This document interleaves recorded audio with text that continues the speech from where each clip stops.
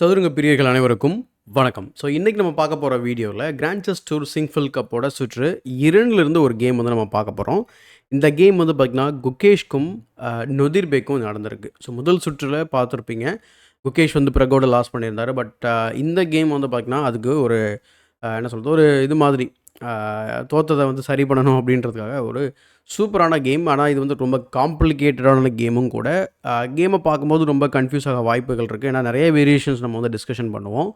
So எல்லாத்தையும் நம்ம வந்து டீட்டெயிலாக வந்து பார்ப்போம். பட் அதுக்கு முன்னாடி ஒரு ரெக்வஸ்ட் என்ன அப்படின்னா, நம்ம நீங்கள் சப்ஸ்கிரைப் பண்ணாமல் வீடியோஸ்லாம் பார்த்துட்ருக்கீங்க அப்படின்னா சப்ஸ்கிரைப் பண்ணிட்டு பெல் பட்டனை ப்ரெஸ் பண்ணி வச்சுக்கோங்க. மறக்காமல் இந்த வீடியோக்கு ஒரு லைக் போடுங்க. ஸோ இப்போ இந்த கேமை பார்க்கலாம். கேமில் வந்து குகேஷ் வந்து E4 ஓப்பன் பண்ணுறாரு. ஜென்ரலாக அவர் D4 விளையாடுறத நம்ம நிறைய பார்த்துருப்போம். பட் இப்போ E4 பார்க்குறோம். So E5. ஸோ அதுக்கு ரிப்ளை வந்து பார்த்திங்கன்னா knight F3, knight C6. So Ruy Lopez பேசிக்காக வந்து ரூய் லோப்பஸ் ஆடுறாங்க. வேரியேஷன் என்ன அப்படிங்கிறத நம்ம வந்து பார்க்கலாம். இது வந்து மெயின் லைன் மார்ஃபீஸ் டிஃபென்ஸ்னு சொல்லுவாங்க இல்லையா. So bishop A4, night F6, castles, அதுக்கப்புறம் டேக்ஸ், நைட் எக்ஸ் E4. இது வந்து ரூய் லோப்பஸ் ஓப்பன் சொல்லுவாங்க. இந்த பானை வெட்டினா ஓப்பன், க்ளோஸ் பண்ணி ஆடணும் அப்படின்னு சொன்னால் bishop E7 R even sometimes டேரெக்டாக வந்து பார்த்திங்கன்னா B5, அதுக்கப்புறம் D6. இப்படி எது வேணாலும் விளையாடலாம், எல்லாமே டிரான்ஸ்போசிஷன் ஆகும். பட் அங்கே நைட் எக்ஸ் E4 விளையாடுறது ரூய் லோப்பஸ் ஓப்பன் சொல்லி போட்டிருக்கு. So D4, B5, bishop B3 and then D5. D5க்கு அப்புறம் D into E5, bishop E6, ஏன்னா இங்கே பானுக்கு double attack. So knight BD2, knight C5. இங்கே பிஷப் வந்து அட்டாக் பண்ணுறாரு, ஆனால் அதை கேப்சர் பண்ணலை. C3க்கு அப்புறம் அவர் வந்து D4 போட்டுடுறாரு. இந்த பொசிஷனில் வந்து நைட் இன்ட்டு B3 வந்து விளையாடலாமா அப்படின்னு பார்த்தோம்னா நைட் எக்ஸ் B3, அதுக்கப்புறம் இந்த சென்டர் பிரேக் வந்து வராது. ஸோ நைட் வந்து சென்ட்ரலைஸ் பண்ண வாய்ப்பு இருக்குது. இந்த பான் பேக்வர்ட் ஆகும். நல்லா ஒர்க் பண்ணலாம், எதுவும் பெரிய இஷ்யூ கிடையாது. பட் ஆனால் இங்கே என்ன செய்கிறாரு அப்படின்னா D4 போட்டு சென்டர் உடனே ஓப்பன் பண்ணுறாரு. Open பண்ணினதுக்கப்புறம் bishop C2. ஸோ இங்கே தான் அந்த காம்ப்ளிகேஷன் சொல்லக்கூடிய விஷயம் வந்து ஸ்டார்ட் ஆகுது. ஏன்னா மெயின் மூவ் வந்து இதுக்கு முன்னாடி ஹிஸ்டாரிக்கலாக வந்து அதிகமாக கிட்டத்தட்ட ஒரு 500 கேம் வந்து பிஷப் இன்ட்டு E6 தான் அடிச்சிருக்காங்க. அதுக்கப்புறம் நைட் இன்ட்டு E6, இது வந்து நோன் பொசிஷன் வச்சுக்கோங்களேன். ஆனால் இங்கே பிஷப் C2 விளையாடுறாரு. ஸோ பிஷப் C2வில் எவ்வளோ கேம்ஸ் இருக்குது அப்படின்னு நம்ம பார்க்கும்போது டேட்டா பேஸ் படி மொத்தமே 12 கேம் தான் இருக்குது. ஸோ மேபி அவர் ப்ரிப்பேர்டாக வந்திருக்கலாம் அப்படிங்கிறது இன்னொரு எதிர்பார்ப்பேன். ஸோ கேமோட ப்ரோக்ரஷன் வச்சு பார்க்கும்போது உங்களுக்கு தெரியும். ஸோ டைம் அண்ட் இது. ஸோ D3, பிஷப் B1, 7 கேம்லேயும் 7 இந்த மாதிரி தான் ஆடிருக்காங்க. Bishop B1, queen D5, rook E1. So இங்கே டபுள் அட்டாக் இருந்தது இல்லையா. ஸோ குயினை சென்ட்ரலைஸ் பண்ணிட்டார் அப்சோசராவ். அது மட்டும் இல்லாமல் குயின் சைடில் கேன்சலிங் பண்ணுறதுக்கு தயாராகிறாரு. ஸோ குயின் சைடில் கேன்சல் பண்ணுறாரு. இதே போல் ஒரே ஒரு கேம் மட்டும் டேட்டா பேஸில் இருக்குது. அது வந்து பார்த்திங்கன்னா அன்னோன் பிளேயர்ஸ், பெருசாக நமக்கு தெரியாத ஒரு 2 கிராண்ட் மாஸ்டர்ஸ் வந்து ஆடிருக்காங்க. கார்லோஸ் டேனியல் அப்படின்னு சொல்லிட்டு, பாரிஸ் ஃபோலெட்ஸ் அப்படின்னு சொல்லிட்டு. ஸோ ஆனால் 2 பேருமே கிராண்ட் மாஸ்டர்ஸ் தான். ஸோ கேசல்ஸ், அதுக்கப்புறம் நைட் G5. ஸோ இது வந்து நியூ கேம் இங்கேருந்து. ஏன் இந்த மாதிரி நம்ம நிறைய வீடியோக்கள் இந்த மாதிரி நான் சொல்ல மாட்டேன், இங்கே ஏன் சொல்கிறேன் அப்படின்னா, இது வந்து ராயல் லோப்பஸ் வந்து கிளாசிக்கல் ஓப்பனிங் என்ன பார்த்தா அந்த மாதிரி தெரியலையேங்க அப்படிங்கிற மாதிரி இருக்கும். அதான் அன்னோன் லைன் வந்து ஆடிட்டுருக்காங்க. ஸோ நைட் G5 ஐடியா என்ன அப்படின்னா, இந்த பானை பிஷப்பை வெட்ட பார்க்குறாரு. Night X E5. இங்கே தான் அந்த நான் சொன்ன மாதிரி காம்ப்ளிகேஷன்ஸ் வந்து ஸ்டார்ட் ஆக முக்கியமான காரணம் இந்த இடம் தான். ஏன்னா இப்போ நைட் F3 வந்து ரொம்ப ஒரு மாதிரி என்னங்க பானை வந்து டிஃபெண்ட் பண்ணிகிட்டு இருக்கு, அப்புறம் அவர் வெட்டிட்டாருன்னா என்ன ஆகும் அப்படின்ற மாதிரி நமக்கு தோணும் இல்லையா. பானை D3 வேறு வந்திருக்கு, டெவலப்மெண்ட் பண்ணல, என்ன மூங்க அது அப்படிங்கிற மாதிரி நமக்கு தோணும். பட் இதை வச்சு தான் சொல்கிறேன், குகேஷ் வந்து இந்த கேமை காம்ப்ளிகேட் பண்ணியிருக்காரு அப்படின்னு சொல்லிட்டு. ஏன்னா நைட் G5க்கு அப்புறம் நைட் இன்ட்டு E5 அடிச்சிடுறாரு. பின்ன உடனே பாருங்கள் A4. இதெல்லாமே வந்து பார்த்திங்கன்னா கம்ப்யூட்டரில் டாப் ரெக்கமெண்டட் மூவ். இப்போ நீங்கள் வந்து கீழே டைம் வந்து நான் போட்டிருக்கேன் ஆஸ் யூஷுவல். நீங்கள் பார்த்தீங்கன்னா தெரியும் 135 இருக்குது. ஆனால் அவருக்கு நொதிர்பேக் வந்து முன்னாடி ஒரு ஃபியூ மூவ்ஸ் முன்னாடி வரைக்கும் டைம் வந்து வேகமாக அதே போல் ஃபாலோ பண்ணியிருப்பார். இப்போ வந்து பார்த்திங்கன்னா ஸ்லோவாயிருக்கு. காரணம் என்ன அப்படின்னா, குகேஷ் வந்து வெல் ப்ரிப்பேர்டாக வந்திருக்காரு இங்கே. So A4, bishop D6 and A4க்கு பிஷப் D6க்கு அப்புறம் அவர் வந்து A into B5 அடிக்கிறாரு. அதுக்கப்புறம் A into B5 பார்க்குறோம். அண்ட் இந்த பொசிஷனில் வந்து இன்னொரு விஷயம் என்ன அப்படின்னா, நீங்கள் வந்து நைட் இன்ட்டு இதை வந்து நம்ம அடிக்க முடியாது. அடித்தோம் அப்படின்னு சொன்னால் தென் பிஷப் A2 இருக்குது. நிறைய காம்ப்ளிகேஷன்ஸ் இருக்குது இந்த பொசிஷனில். எக்ஸாம்பிளுக்கு இது கொஞ்சம் நம்ம லென்த்தாகவே பார்த்துடலாம், ரொம்ப இன்ட்ரெஸ்டிங்காக இருக்கும் பார்க்குறதுக்கும். இப்போ நீங்கள் குயின் C5 வந்து நம்ம ஆட முடியாது, ஏன்னா பிஷப் E6 அண்ட் தென் 4க்கு இருக்குது. அதனால் குயின் D6 தான் நீங்கள் ஆடணும். குயின் D6க்கு நைட் இன்ட்டு E6, பான் இன்ட்டு E6, அதுக்கப்புறம் வந்து நைட்டை வந்து போட்டு நைட்டை சேலஞ்ச் டபுள் அட்டாக் பண்ணுறோம். டேக்ஸ் அதுக்கப்புறம் இந்த மாதிரி ஒரு ஃபோர்க் இருக்க மாதிரி தெரியும், ஆனால் அது ஃபோர்க் கிடையாது. ஏன் அப்படின்னா, இந்த இடத்துல ப்ரில்லியண்ட்டான ஒரு காம்பினேஷன் வந்து ஒயிட்டுக்கு இருக்குது. இதான் நம்ம தமிழில் பார்த்தோம். பிஷப் இன்ட்டு D2, நீங்கள் கிரிடியாக மட்டும் குயின் இன்ட்டு B8 D2 அடிச்சிட்டிங்க அப்படின்னு சொன்னால் தென் குயின் A8 செக்கு அண்ட் சூன் வந்து பார்த்திங்கன்னா உங்களுக்கு rook, queen and even checkmate கூட நீங்கள் ஆக வாய்ப்பு இருக்குது. ஸோ அந்த காரணத்தினால தான் இந்த பொசிஷன் வந்து நான் சொன்ன மாதிரி காம்ப்ளிகேட் பண்ண ஆரம்பிச்சிட்டாங்க. So bishop D6, A into பி5 A into பி5 bishop A two. So Sciver பண்ணி அந்த பீஸை எடுக்க பார்க்குறாரு. பட் அதுக்கப்புறம் நைட் C4 போட்டு அவர் பிஷப் பேரை கொடுக்க வேணாம்னு நினைக்கிறாரு. பட் ஆனால் இங்கே பார் கொஞ்சம் குகேஷோட ஃபேவரில் போகிறத பார்த்துருப்பீங்க. அதுக்கான காரணம் என்ன அப்படிங்கிறது தான் இப்போ வந்து நம்ம பார்ப்போம். ஆனால் இவர் வந்து ஃபாலோ அப் வந்து நைட் இன்ட்டு E6 அடிச்சிருந்தா ரொம்ப ரொம்ப ஸ்ட்ராங்காக இருந்திருக்கும். ஏன்னா knight into E6, knight take C4, B take C4, அதுக்கப்புறம் queen A4 double attack. So அதுக்கப்புறம் நைட்டை வந்ததுக்கப்புறம் நம்ம வந்து இந்த மாதிரி ஒரு சிம்பிளிஃபைடு பொசிஷன்ஸ் வந்து நம்ம வந்து விளையாட முடியும். பட் ஆனால் ஒயிட் இஸ் கிளியர்லி வின்னிங் கூட சொல்லலாம். ஏன்னா பிஷப் பேர் வச்சுருக்காரு.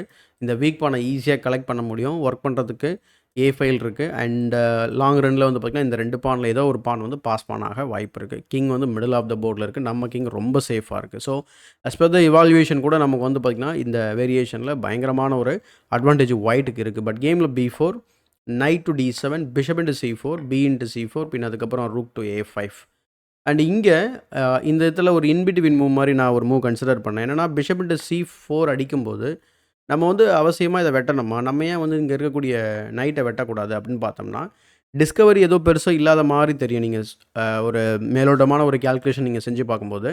பட் நைட் டு E4 இருக்குது. ஸோ குயின் E5, பின் அதுக்கப்புறம் knight into D6 check, queen into D6, bishop into B5, பின் அதுக்கப்புறம் knight B8, bishop D2. So bishop C4. So consolidate பண்ணி முடிச்சதுக்கப்புறம் பார்த்தோன்னா ஆஸ் யூஷுவல் முன்னே ப்ரீவியஸ் வேரியேஷன் மாதிரி இதுலேயும் வந்து ஒயிட் வந்து கிளியர்லி பெட்டர்னு சொல்லலாம். இன்ஃபேக்ட் வின்னிங்னு கூட சொல்லலாம் அவங்க லெவலில். பட் பி இன்ட்டு C4க்கு அப்புறம் அவர் ரூக்கை லிஃப்ட் பண்ணுறாரு. குயின் C6க்கு நைட் DF3 போடுறாரு. அகெயின் அண்ட் அகெயின் வந்து பார்த்திங்கன்னா நைட் இன்ட்டு E6 அடிச்சிருங்கன்னு சொல்லி கம்ப்யூட்டர் கதறிட்டு இருக்கு. ஆனால் குகேஷ் வந்து பார்த்திங்கன்னா வேறு ஏதாவது பெட்டராக இருக்கும்னு சொல்லி அவர் நைட்டை இம்ப்ரூவ் பண்ணேன். ஆனால் இம்ப்ரூவ்மெண்ட் இல்லாத மாதிரி தெரியும் பொசிஷன். அது மட்டும் இல்லாமல் இந்த நைட்டு இங்கே D4 வந்து குயினை கலாய்க்க போகுது. ஸோ என்னன்றதை பாருங்கள். ஸோ பிஷப் D5, அதுக்கப்புறம் night D4. Night D4க்கு queen B7 ஆடுறாரு. ஏன்னா குயின் அட்டாக்ல இருக்குது. ஸோ பிஷப் E3 டெவலப் பண்ணுறாரு. அதுக்கப்புறம் H6 பார்க்குறோம். அண்ட் இந்த பொசிஷனில் ஒரு சந்தேகம் என்ன அப்படின்னா, பிஷப் டு G2 அடிக்க முடியுமா அப்படிங்கிறது. இது கட்டாயமாக பண்ண முடியாது. நான் ரூக் B5 இருக்குது. ரூக் B5க்கு குயின் இங்கே எங்கேயுமே வைக்க முடியாது இல்லையா? ஸோ அப்போ வந்து நீங்கள் ஆல் த வே இங்கே தான் வைக்கணும். அப்படி வச்சதுக்கப்புறம் ரூக் A5 இருக்குது. சரிங்க, இப்படியே நம்ம ரிப்பீட் பண்ணலாமா அப்படின்னு நம்ம பார்த்தோம்னா, ஸோ ரூக் B5, அடுத்து குயின் A8. ஏன்னா இது நம்ம ரிப்பீட் பண்ண வேண்டியதில்லை. ஸோ இந்த மாதிரி அட்டாக் பண்ணி முடிச்சதுக்கப்புறம் பிஷப்பை ஈஸியாக ட்ராப் பண்ணிடலாம் பை பிளேயிங் F3. ஸோ F3க்கு அப்புறம் இந்த ஸ்கொயரில் மல்டிபிள் கண்ட்ரோல்ஸ் இருக்குது. ஈவன் இந்த நைட்டை கிக் பண்ணால் கூட நம்மளால் வந்து இது பண்ண முடியும். அது மட்டும் இல்லாமல் எண்டிங்கில் 4க்கு கூட இருக்குது. எது வேணுமோ நம்ம அதை வந்து பண்ணிக்கலாம். ஸோ இதே மாதிரி இன்னொரு வேரியேஷனும் நம்ம பார்ப்போம். H6 போட்டு நைட்டை கிக் பண்ணுறாரு. அதுக்கப்புறம் நைட் F3ல ட்ரா பண்ணிடுறாரு. நைட் B6 பார்க்குறோம். நைட் B6க்கு நைட்டு D2ல போடுறாரு. அண்ட் இங்கே வந்து பேட்டரி வந்து ஃபார்ம் பண்ணலான்றது இங்கே ஒரு ஐடியா. பட் H5க்கு அப்புறம் நைட் B5, அடுத்து நைட் பிஷப் C6, பின் அதுக்கப்புறம் நைட் A7 செக். இந்த பொசிஷனில் திரும்பவும் பிஷப் இன்ட்டு G2 ஆப்ஷன் நீங்கள் பார்த்துருப்பீங்க. இங்கே கிளியர் பிளண்டர் அது. ஏன்னா குயின் G4 செக் இருக்குது. இதை தடுக்க தான் என்ன பண்ணுறாரு, ஹெச்பானை வந்து போட்டுட்டோம் அப்படின்னா நம்ம அந்த 4க்கு வராது இல்லையா? ஸோ அதனால் வந்து அந்த மாதிரி ட்ரை பண்ணுறாரு. ஸோ நைட் B5, பின் அதுக்கப்புறம் பிஷப் C6, நைட் A7 செக்கு. ஃபைனலி அந்த லைட் ஸ்கோர் பிஷப்பை குகேஷ் வந்து வெட்டிடுறாருங்க. வெட்டினதுக்கப்புறம் குயின் இன்ட்டு C6, அதுக்கப்புறம் நைட் F3. நைட்டு திரும்பவும் வந்து பார்த்திங்கன்னா ஒரு பியூட்டிஃபுல்லான ஸ்கொயருக்கு சென்ட்ரலைஸ் பண்ண போகிறாரு. So night to D4, queen E4, B5க்கு அப்புறம் கிங் B7, பின் அதுக்கப்புறம் நைட் C6. இந்த இடத்துல வந்து டிஸ்கவரி வந்து பார்த்திங்கன்னா ஸ்ட்ராங்காக இல்லாத மாதிரி இருக்கும். அதனால தான் அவர் மூவ் பண்ணாத மாதிரி இருக்கார். பிஷப் D2 போடலாம். பட் ஆனால் ஸ்ட்ராங்கான மூவ் இல்லைன்னு நான் நினைக்கிறேன். ஸோ பட் அவர் மூவும் பண்ணிடுறாரு குயின் D5, அதுக்கப்புறம் எக்ஸ்சேஞ்ச் டவுன். பட் ஆனால் இது எக்ஸ்சேஞ்ச் டவுனாக இருந்தாலும் பொசிஷன் வந்து ஓகே தான். முன்ன மாதிரி காம்ப்ளிகேட்டடாவோ இல்லை வந்து பிரச்சனைக்குரிய பொசிஷனாவோ இது இருக்க மாதிரி தெரியல. ஸோ குயின் A1 போட்டு பேட்டரி ஃபார்ம் பண்ணி இங்கே சம் கைண்ட் ஆஃப் அட்டாக் வந்து ட்ரை பண்ணுறாரு. அதனால் கிங் B8 வந்து ப்ரொஃப்ளாக்டிக்காக மூவ் பண்ணிக்கிறாரு. அதுக்கப்புறம் queen to A2, rook E8, அதுக்கப்புறம் குயின் டு D2, அதுக்கப்புறம் ரூக் டு E4, அதுக்கப்புறம் ரூக் A1 வந்து ஷிஃப்ட் பண்ணுறாரு all of a sudden. And H4க்கு அப்புறம் இந்த பொசிஷனில் வந்து பயங்கரமான ஒரு அசஸ்மெண்ட் ஆர் கேல்குலேஷனுங்க குகேஷ்க்கு. ஏன்னா இந்த கேம் நீங்கள் நல்லா கவனிச்சிருந்தீங்கன்னா கொஞ்சம் ரோலர் கோஸ்டர் மாதிரி இருந்திருக்கும். ஸோ அக்யூரேசி படி கொஞ்சம் கம்மி தான். பட் ஆனால் இந்த மூவ் வந்து விளையாடுனதுக்கப்புறம் இமீடியட்டாக இந்த மூவ் தான் பெஸ்ட் மூவ் அப்படின்னு சொல்லி அவர் ஸ்பாட் பண்ணுறாரு. So bishop into B6, C into B6 எடுத்ததுக்கப்புறம் ரூக் இன்ட்டு E4, பின் அதுக்கப்புறம் queen into E4, queen A2, king C8, அதுக்கப்புறம் குயின் செக்கு, கிங் D7, பின் அதுக்கப்புறம் குயின் டெக்ஸ் B6, queen E5, queen C6 செக்கு, பின் அதுக்கப்புறம் king E7, porn to G3. So இந்த செக்மேட்னு சொல்ல முடியாது. But Sciver போட்டு ரூக்கை கூட எடுப்பார் இல்லையா? அதனால் தடுக்கிறாரு. பாஸ் பண்ண ப்ரொமோட் பண்ணுறதுக்கு ட்ரை பண்ணுறாரு. ஏன்னா இங்கே வந்து ஏதோ லூசிங் பொசிஷன் மாதிரி இருக்கும். ஆனால் இங்கே குகேஷ்க்கு ஒரு வின்னிங் மூவ் இருக்குது. Queen takes C4. Queen take C4க்கு அப்புறம் குயின் E1 செக். அதுக்கப்புறம் குயினால பிளாக் பண்ணிக்கிறாரு. ஆப்வியஸ்லி நம்ம இங்க வெட்டக்கூடாது. வெட்டினோம் அப்படின்னா clear blender. So queen F1 வச்சதுக்கப்புறம் வந்து பார்த்தீங்கன்னா, குயினை வந்து E5ல போட்டு சென்ட்ரலைஸ் பண்ணுறாரு பேட்டரி ஃபார்ம் பண்ணி. ரூக் டு D1 போடுறாரு. அதுக்கப்புறம் H/G3, அதுக்கப்புறம் H/G3, பிஷப் டு C5, பின் அதுக்கப்புறம் rook tax D2, queen tax G3 செக்கு. பின் அட்வான்டேஜ் எடுத்துக்கிறாரு. ஆனால் ரொம்ப சிம்பிளான move queen to G2. So queen to G2 வச்ச உடனே இந்த இடத்துலயே வந்து பார்த்தீங்கன்னா, டைம் கண்ட்ரோல் ரீச் பண்ணிடுறாங்க. பட் ஆனால் இந்த பொசிஷனை வந்து சமாளிக்கக்கூடிய மாதிரி தெரியல. அதனாலே வந்து பார்த்தீங்கன்னா, இங்கே ரிசைன் பண்ணிடுறாரு. இப்போ சப்போஸ் குயின் ட்ரேட் பண்ணோம் அப்படின்னா, ரூக் வெர்சஸ் பிஷப் ப்ளஸ் இந்த கனெக்டட் பாஸ் பான்ஸ் அண்ட் இதை நம்ம எக்ஸ்பிளைன் பண்ணவே தேவையில்ல. மோஸ்ட் ஆஃப் அவர் சப்ஸ்கிரைபர்ஸ் வந்து இதை கன்வெர்ட் பண்ணிடுவாங்கன்னு நான் நினைக்கிறேன்.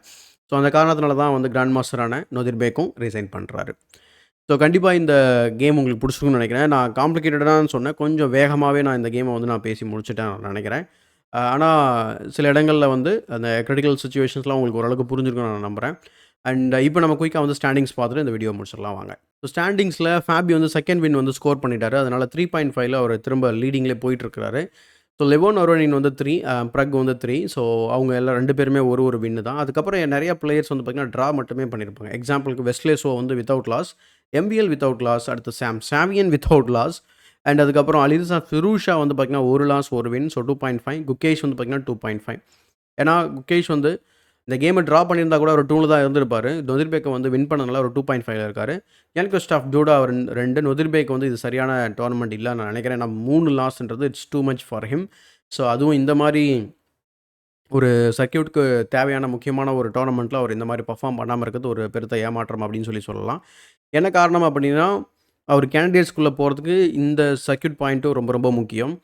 பட் இருந்தாலும் நமக்கு கிராண்ட் ஸ்விஸ்ஸோ இல்லை வேர்ல்ட் கப்போ இருந்தாலும் இதில் அவர் நல்லா ஆடணுன்றது தான் எதிர்பார்ப்பு. பட் ஓகே, என்ன பண்ணுறது.